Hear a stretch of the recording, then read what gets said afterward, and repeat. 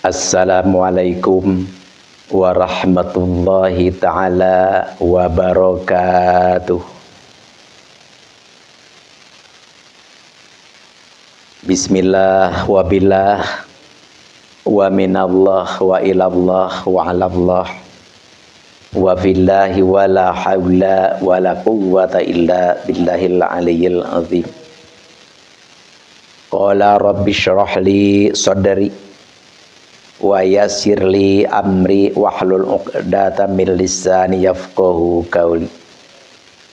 Allahumma iftah lana hikmataka wansur alaina rahmataka ya dzal jalali wal ikram. Alhamdulillah,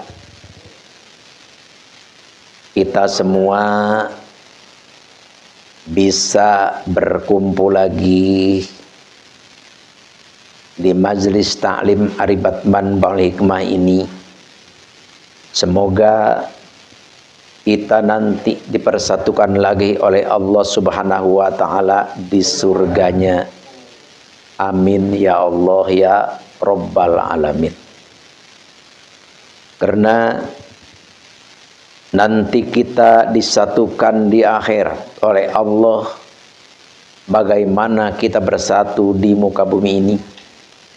Dengan siapapun kita bersatu, dengan siapapun kita bergaul, dengan siapapun kita menyatu berbarengan di bumi ini, tentu kita nanti akan diperkumpulkan di akhirat dengan siapa yang kita bergaul di bumi ini. Di sini Al-Fakir mau berbicara, menceritakan tentang hikayat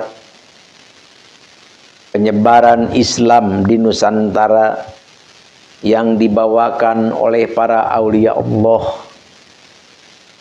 yang begitu penuh kedamaian, yang begitu penuh kearifan, tanpa perpecahan, tanpa permusuhan, tanpa perkelahian, sehingga Islam di Indonesia nyatanya lebih besar di muka bumi ini. Dan banyak para tokoh dunia yang menyatakan bahwa Indonesia ini adalah betul-betul menjadi kiblatnya pemeluk umat Islam di seluruh dunia. Kenapa? Karena di Indonesia Islam itu adalah benar-benar kafah. Di Indonesia berbagai macam agama ada, berbagai macam aliran pun seperti itu. Bangsa pun berbangsa-bangsa, suku pun seperti itu, tapi dengan aturan ajaran Islam yang benar-benar dipakai dan diaplikasikan secara kafah, maka walaupun di Indonesia bersuku-suku, ribuan bahasa, ribuan suku, tentu adat pun akan berbeda, segala macam pun akan berbeda, tapi Indonesia mampu untuk bersatu, menyatu. Tidak ada yang merasa lebih hebat, tidak ada yang merasa lebih sempurna, lebih unggul daripada yang lainnya. Itu adalah suatu keberhasilan, suatu bukti bahwa Islam itu adalah agama yang benar-benar sempurna. Ulama leluhur kita membawa Islam ke Indonesia penuh dengan memakai berkiblat kepada ajaran Al-Quran dan hadis dengan sesungguhnya yang benar-benar diharapkan dan tujuan Allah Subhanahu wa ta'ala. Karena Al-Quran ataupun hadis Kalau kita salah mengartikan, salah menerjemahkan, tentu kita salah dalam memakai, yang akhirnya justru kita akan terjerumus kepada kesalahan, kenistaan, dan ketidakbenaran. Karena Islam adalah suatu agama yang tinggi, suatu agama yang mulia, suatu agama yang luas, suatu agama yang sempurna. Sehingga kalau dipakai Islam dengan sebenarnya, pemahaman yang sebetulnya yang tidak terpleset, maka luar biasa.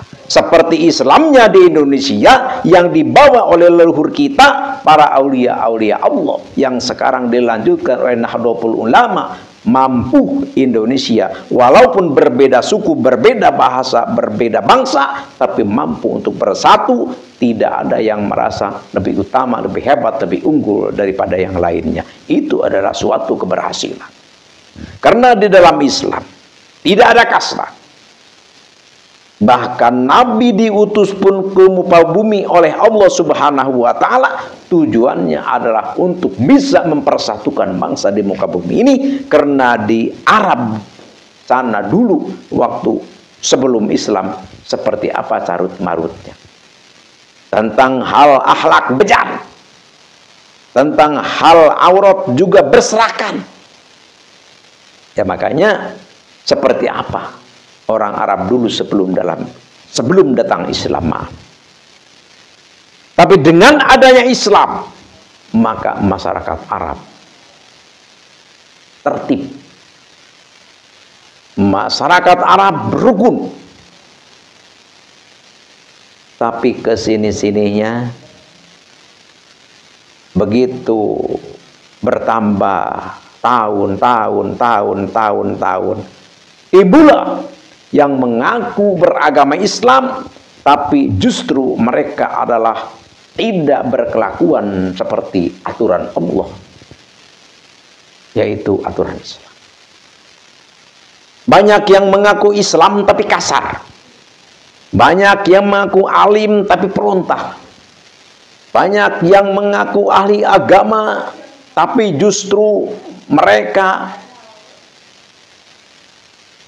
membanggakan diri, merasa dirinya lebih hebat, lebih sempurna daripada orang lain.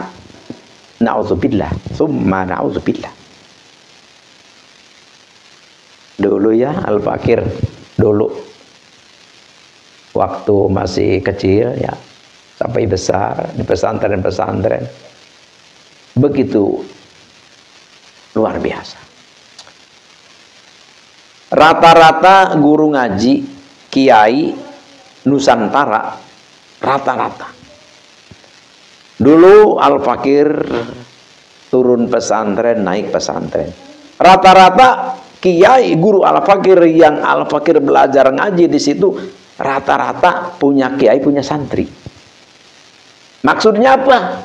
Ya maksudnya kiai punya pohon nangka, ya udah silakan diambil oleh santri, dimakan oleh santri. Kiai punya kolam ikan, silakan dipancing oleh santri, dimakan oleh santri, tidak mengapa. Subhanallah. Itu di dalam hal materi saja. Punya kiai, punya santri, dimakan bersama-sama, tidak menjadi masalah. Terus di dalam hal kebijaksanaan, subhanallah, subhanallah. Di dalam hal memimpin masyarakat, kan masyarakatnya ada yang suka dangdut, ada yang suka wayang golek, ada yang suka lenong, ada yang suka campur sari, ada yang suka organ tunggal. Berbagai macam kesukaan masyarakat, kiai tidak ikut campur. Kenapa? Ya, karena saking untuk mengajak masyarakat supaya bisa lebih dekat dan untuk bisa memasukkan ajaran agama secara bebas. Maksudnya, jadi tidak ada sekat antara masyarakat dengan ulama. Itu bukan menunjukkan bahwa kiai suka dangdut, bukan. Kiai tidak mengganggu, tidak ikut campur dengan adanya wayang golek. Bukan kiai senang kepada wayang golek. Ya, wayang golek yang berbagai macam kan. Karena di dalam hiburan-hiburan itu kan berbagai macam makhluk. Anak Adam berkumpul, laki-laki, perempuan, yang punya suami, yang janda, yang bujang, yang duda, kan berkumpul di situ. Bahkan ada yang main berbagai macam lah, ada yang joget berbagai macam. Ya memang dengan adanya seperti itu, kiai mengerti, tahu. Tapi jauh daripada itu pandangan kiai, bagaimana caranya masyarakat supaya dekat dengan dia dan dia bisa memberi nasihat leluasa, bisa diterima oleh rakyat. Makanya kiai tidak ikut campur. Ya, yang mau ada hiburan golek, ya terserah. Tapi masyarakat pun tetap ngerti. Ngerti apa? Ya misalkan, maaf ya, kalau misalkan dohor, tetap yang punya, yang lagi hiburan tetap berhenti. Menghargai tetap. Misalkan malam, waktu-waktu sholat berhenti. Dan waktu kiai ngaji pun berhenti. Itu akhirnya kiai dan masyarakat saling menghormati. Yang suka hiburan menghormati kiai, kiai pun menghormati yang suka hiburan.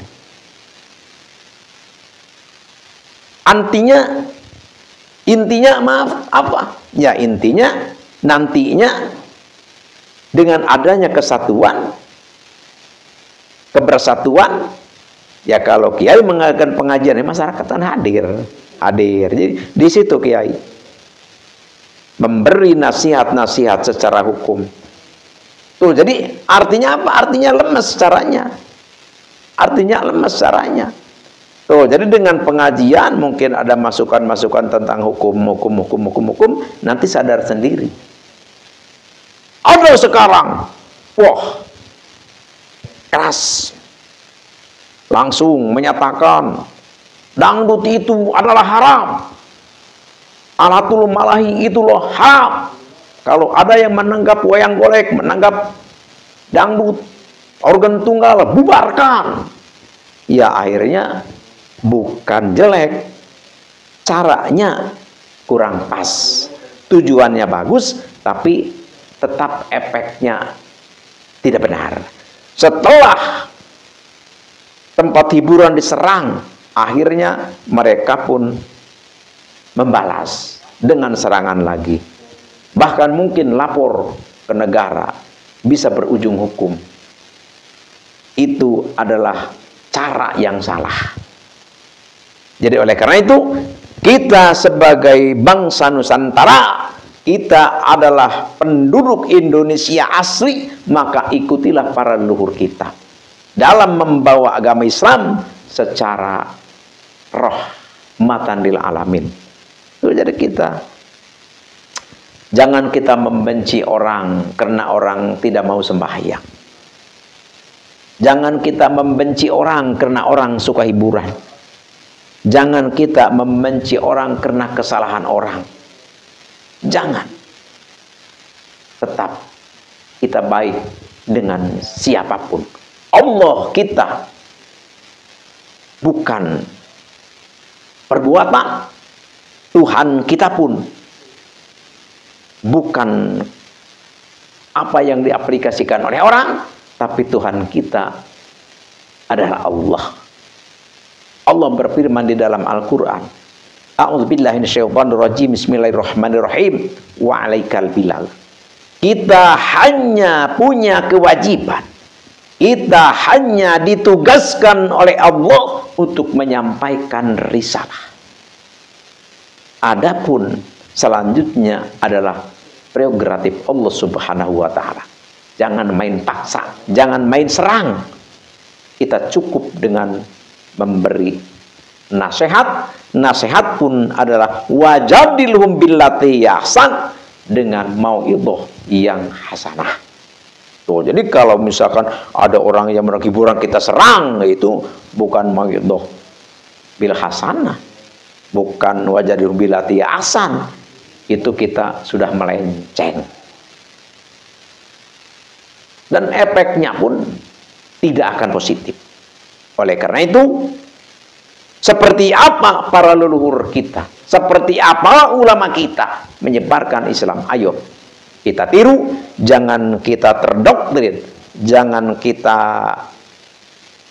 tergiring oleh ustadz-ustadz yang datang dari dunia luar, yang begitu keras, yang begitu kasar, yang begitu ego, dan merasa dirinya yang paling baik, yang merasa ahli surga, yang merasa orang lain tidak benar. Itu adalah seperti baik, itu adalah seperti hebat, tapi itu adalah justru sebaliknya. Sekali lagi, jangan kita tergiring, jangan kita terdoktrin, jangan kita bisa diatur, diarahkan oleh orang-orang pendatang yang berjubah, yang berlabel alim al-alama, yang keluar dari mulutnya hadis Al-Quran, tapi kelakuannya justru melenceng daripada ajaran Islam. Tetap kita ikuti ulama kita. Kita punya guru. Siapa? Guru kita adalah Syekh Nawawi Tanara Al-Bantani. Kita punya guru adalah Hadrat Hasyim Asy'ari. Kita punya guru